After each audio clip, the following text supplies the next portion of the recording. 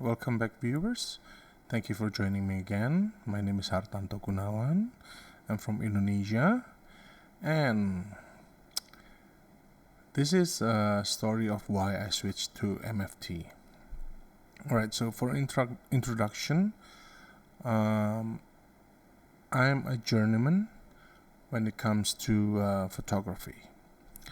I own 3 Fujifilm cameras. The first was a Fuji X-T10, yes, and then I moved to X-T2 because I wanted to learn the manual settings on the camera, the triangles stuff. And then after I got used to the X-T2 for like 3 years,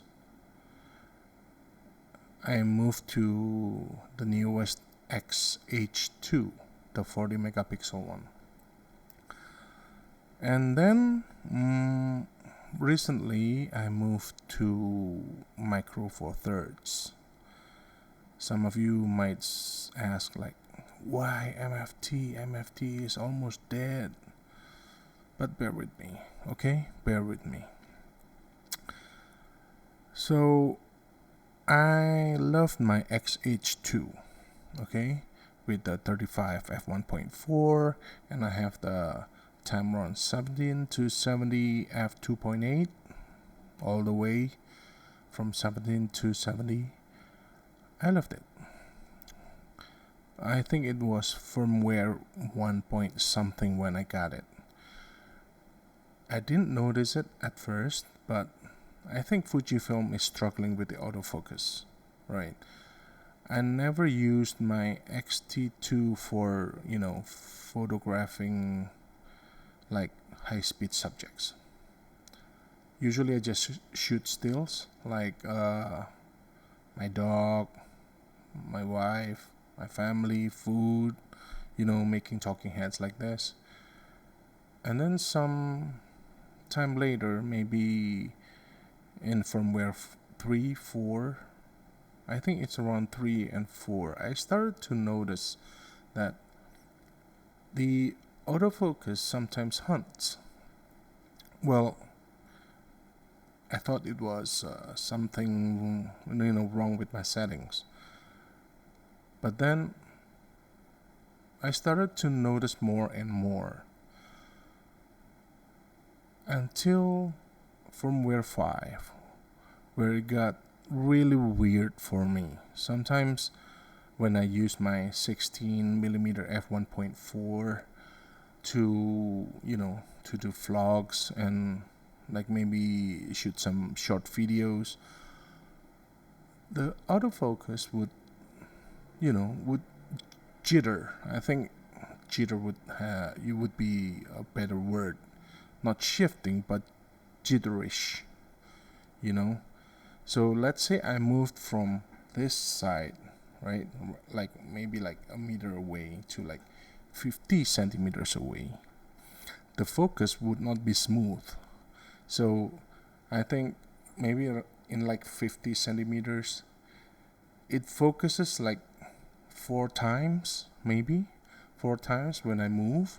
So between here and here, it would focus like 4 times, not smoothly, but shift here and then blur and then shift here again and then blur and then shift here again. So that's a problem for me. I hate it so much. All right, and that's firmware 5. But the good thing about firmware 5 was when you're doing a talking head like this, I think it can stay and detects my face and stay focused on my face. But it's getting annoying, and whenever I try to shoot photos of my dog moving so a little bit fast, it would miss focus, that kind of stuff. I know it's not a it's not a sport camera, sport speed photography stuff. It's not that, but still, for a $2,000 camera, I think it was around $2,000 when I bought it.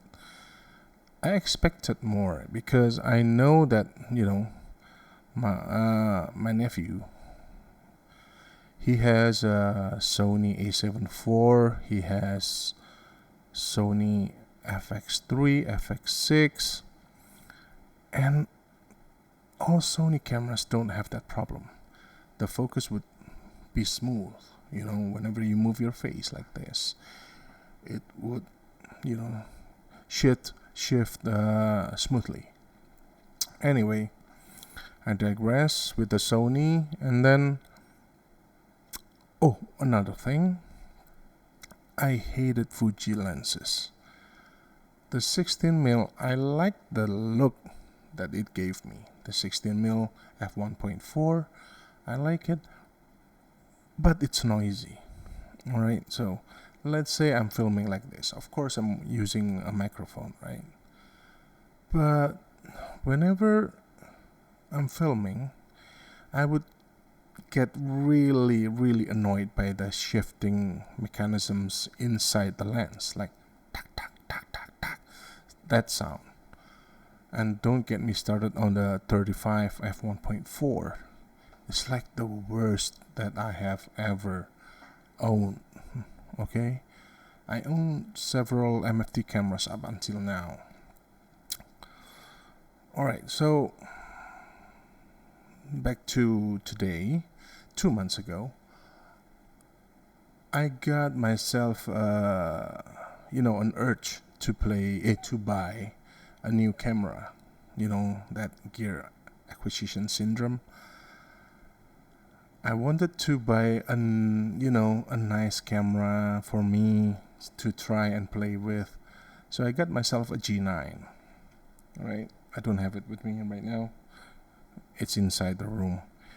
Anyway, I got myself a G9 because it was cheap. Alright, well, cheap-ish.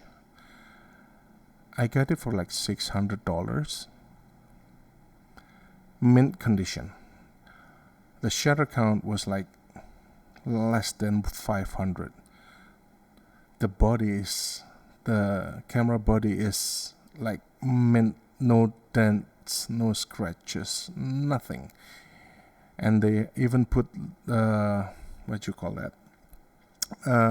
tempered glass on the LCD screen. So I bought it online, of course, and then I hold it in my hand, right?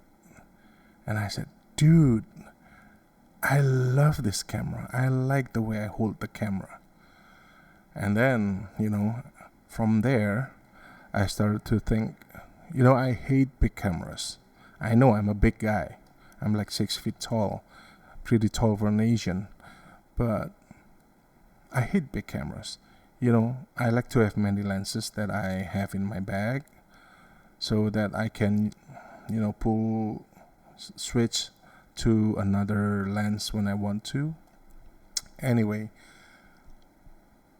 so I bought the G9, fell in love with it, and then I started searching, the gas syndrome again, searching for the newest version. So I saw the G9 Mark II, and I thought to myself, it looks cool, looks like S5II and S5II. And then, you know how it is, I bought it, love it, and I'm not going back to Fuji for now. Okay, let's not say that I will never go back to Fuji. I might, who knows? No one knows, right? So for now, I'm switching to Micro Four Thirds because I like the small lenses. Hold on, let me show you the lenses that I have for Micro Four Thirds. Hold on. Okay, so I'm back. I got the lenses. Let me show you. First, my favorite kit lens, the 12-32. Okay. See how fast this G9 II picks up my face and then like this again. See how fast it is. I couldn't do that with the Fuji. Anyway, so this is a 12 to 32. In full frame equivalency, this is a 24 to 64. It's like this small. Oh, come on. Hold on. See? It's tiny. It's tiny. Look at this. You can just put it in your mouth or put it in your shirt pocket even. And this is a kit lens, but for Olympus. This is power zoom. It's also really small. Look at this. This is a 14 to 42, so longer telephoto than that one. This one's 28 to 84, like this small. Olympus power zoom. So you can control the zoom from your camera, not from the lens. Right, power zoom. And then I have my 45 1.8. See? Hold on. There we go. So this is 45. Where is it? 1.8. See? 45 1.8. That's 90mm f1.8. But in full frame, the aperture is like f3.6. I think it should be doubled. But who cares about aperture anyway? I don't really mind not getting enough bokeh. Alright, so that's the third lens. And I have a 12 to, hold on, let me show you this one. 12 to 40. Alright, 12 to 40 Olympus Pro. This is like 24 to 80. This is a Pro line from Olympus. It has a lens function button, as you can see here. Hold on. Show you lens function button right there. I set it to focus stop. Love this lens, really sharp all the way through. That's 24 to 80 full frame, right? And this one, the Leica 42.5 f1.2. This is a bit bigger than than the other lenses, but it's still smaller compared to the full frame equivalent. And I have the hold on, 75 f1.8. This is a telephoto portrait lens. 75 f1.8 from Olympus also. This is still made in Japan. Okay, Olympus. Let's see. Let me show you the Olympus logo. Hold on. There we go. This is made in Japan. Also, my small telephoto 45 to 200. There we go. f4 to 5.6. Okay. This is like 100 to 400 full frame. You get it for this small. See, fits the palm of my hand. Believe it or not, I got all these lenses. Let's start with this 12 to 40, right? Pro kit lens. Oh no, not pro kit lens. Pro all-rounder lens. $400. Okay. I got the 42.5 Nocticron from Leica. $600. I got the 75mm f1.8. This one. $400. This one, the telephoto, believe it or not, $175. The 45 f1.8, I got mine for, hold on, $200, I think. $150. $150. So there you go, my MFT lenses. Oh, I still have a 25mm f1.7 on the way. I got that for free from when I bought the G9 II, but it's still in the mail coming. So it's like, they sent, and the Panasonic will send me one. Hold on. Let me put this back. This is the Olympus EM10 Mark III. I got this for like $200, I think. Yeah, around that. No, actually $400. So all these lenses combined can only get you one full frame lens. This is why I love MFT. Some people say people are leaving MFT to full frame or APS-C, but the good thing about that, the lenses are cheap. Second-hand lenses are cheap. Usually this one cost like $1,800, I believe. 1,700, 1,800, something like that. So a lot of lenses are being sold for cheap. So that's the plus, right, about MFT. So anyway, I digress. Since I moved to MFT, Micro Four Thirds, do I miss Fuji? Well, some things I miss. Alright, so the X-H2, what I miss from that camera is the CFExpress Type B. It's really much cheaper compared to the SD card equivalent. Okay, so let's say I got 256 gigabyte CFExpress Type B, the Pro Grade Gold version, for like $280. But when you get the SD card V90, much slower compared to CFExpress, you get about the same price. So you get better speed, and you get better heat dissipation because it's bigger. Also, it doesn't break that easily compared to SD cards anyway. So that's one.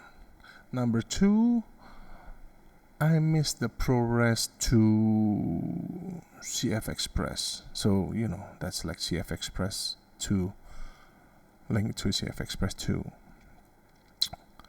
without using adapter.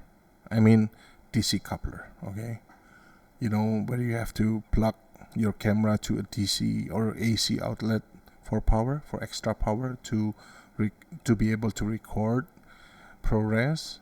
Like I think the G9 II, some bit rates need you to plug your camera to power outlet.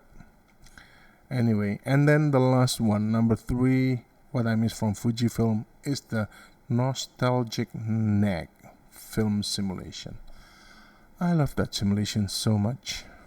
I use it all the time. It gives me I like the warm tones when I take photos, so I miss that one. What I don't miss from Fujifilm, number one, the quirky autofocus, especially in videos. The film recipes, I don't miss it much, except for nostalgic neck. The body grip, body handling is not as good as the G9 that I have right now. And the lenses of APS-C is not as small as I expected to be after I moved to MFT. After I moved to MFT, everything feels like really light, really small. I can fit everything in my backpack.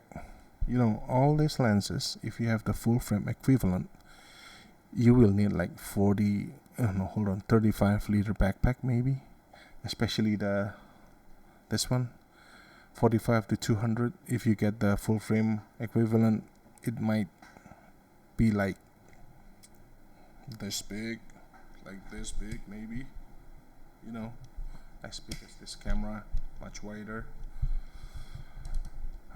Anyway, so those are the things that I miss and I don't miss.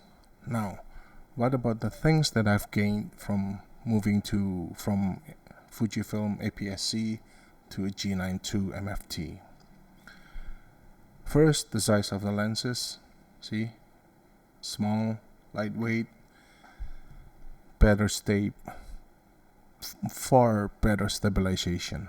Okay, I can actually handhold this camera while filming or taking pictures up till maybe 1/5 of a second, handheld using the 75mm.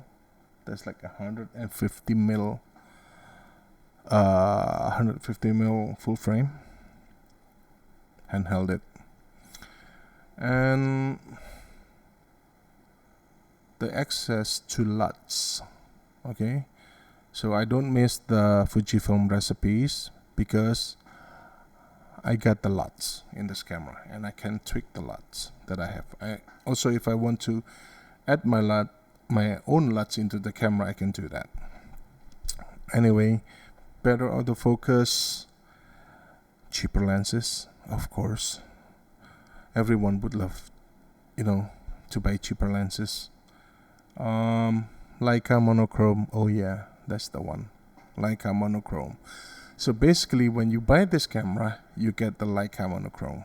Okay, so that's sweet. Basically, you get a Leica from Panasonic, and then I can record to SSD, straight to SSD. I got myself a this one, a small solid state drive connected to small rig dual disk something, so you can plug it to the USB-C and then just put this one on the cold shoe of your camera or hot shoe if you want. See, this one. Also, I got better ergonomics for my hand size.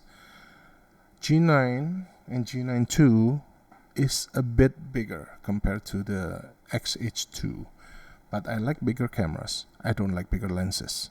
Okay, I like to hold the camera firmly in my hand. So let's say I have a camera like this one, the Olympus. Alright, so I'm back. Sorry about that, my battery died. Forgot to change batteries. Alright, so here we are.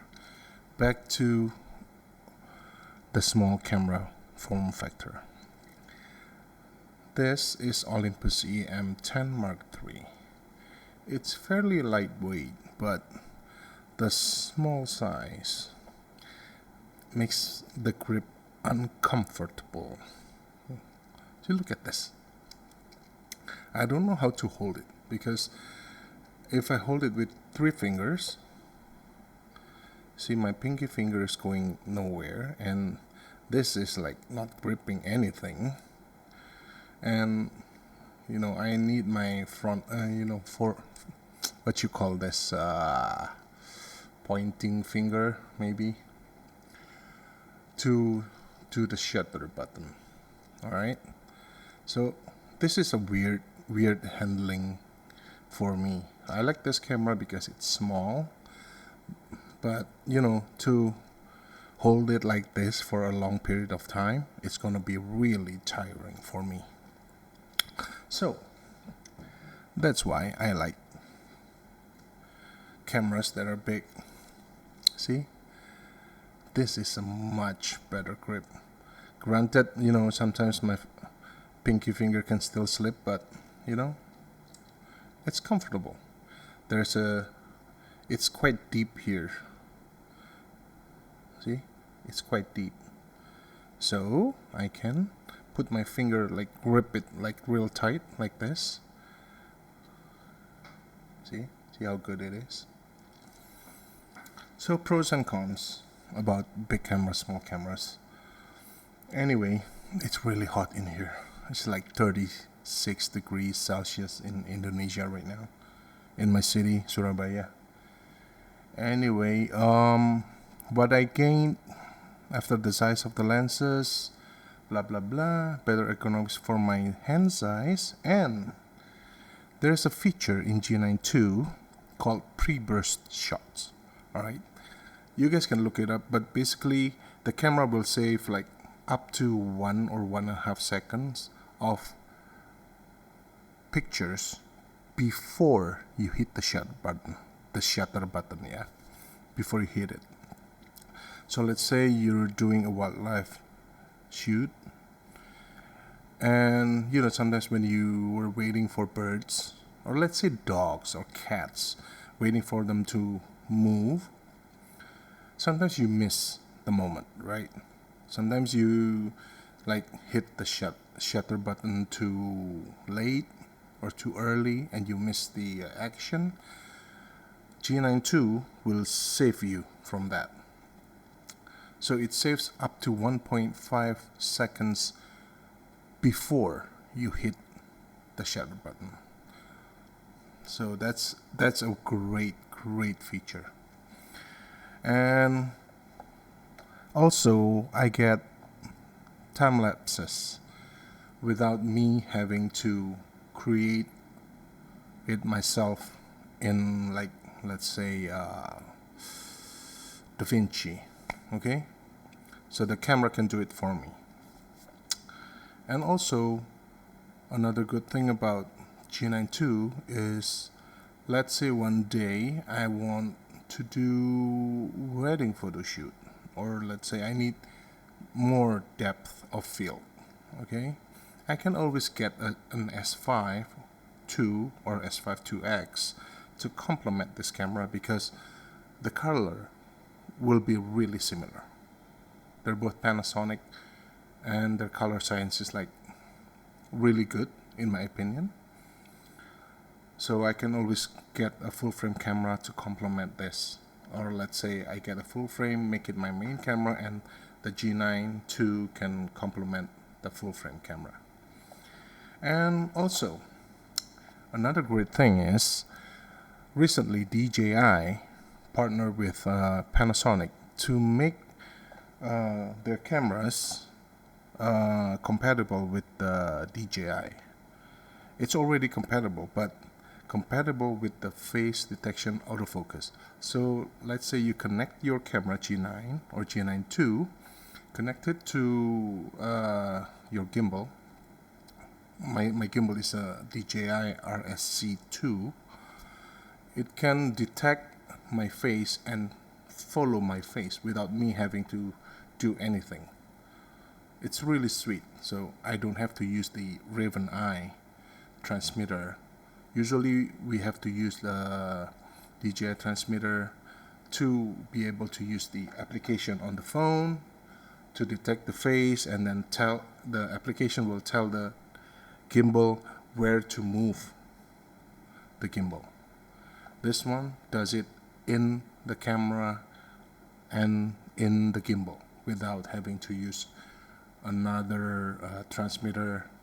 So it saves you on the weight and also make it much simpler. Alright, so that's my story. It's really hot here, it's getting itchy. So if you guys have any questions, you can leave in the comments. And if you like the video, give it a thumbs up. And if you don't like the video, double click the thumbs down button. Anyway, Hartanto here signing out. People usually call me Tommy. Anyway, see you guys later. See you guys on the next video. Bye bye.